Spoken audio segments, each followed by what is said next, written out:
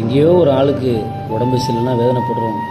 எங்கேயோ நமக்கு தெரிஞ்ச யாரோ ஒரு ஆள் ஒரு வேளை ஒரு ஆக்சிடெண்ட்டில் மரிச்சு போகிறாங்க அப்படின்னா நம்ம மனசு எவ்வளோ துடிக்குது, எவ்வளோ வேதனைப்படுறோம்.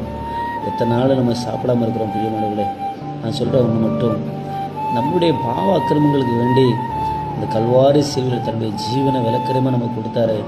அவருக்கு நம்ம என்ன செஞ்சுருக்கோம் பிரியமானவர்களே? நினச்சி பாருங்களேன். அவர் நமக்காக மட்டும்தான் வாழ்ந்தார். அவர் நமக்காக மட்டும்தான் இந்த உலகத்துக்கு வந்தார். அவர் நம்மளை மட்டும்தான் நம்பினார். இன்றைக்கி நம்மளை எத்தனை பேர் அவருக்கு உண்மையாக இருக்கிறோம்? இன்றைக்கி நம்மளை எத்தனை பேர் அவருக்கு உண்மையாக ஓடுறோம்? இன்றைக்கி நம்மளை எத்தனை பேர் அவருக்கு நம்ம சாட்சியாக இருக்கிறோம்? இன்றைக்கி நம்மளை எத்தனை பேர் அவருக்கு பரிசுத்தமாக வாழ்ந்து காணிக்கிறோம்? பிரியமானவர்களே, அவர் விஷயம் மட்டும் சொல்கிறேன்.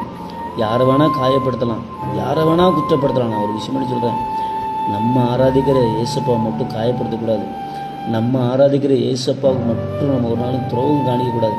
ஏன்னா அவருக்கு இந்த உலகத்தில் நம்மளை விட்டால் வேறு யாருமே இல்லை. பிரியமானவர்களே, அவருக்கு சொந்தம் அப்படின்னு சொல்கிறதுக்கு நம்ம மட்டும்தான் இருக்கிறோம். அதனால் அவரை நீங்கள் ஏமாத்தாதுங்க, அவருக்கு துரோகம் செய்யாதுங்க, உண்மையாக ஆராதிங்க, ஐக்கியத்தோடு கூட இருங்க, ஒரு மனமாக இருந்து ஜெபிங்க, உன்னதத்தோடு ஆண்டவரை ஆராதிங்க. கர்த்தர் நிச்சயமாக நம்மளை பாதுகாப்பார். God bless you.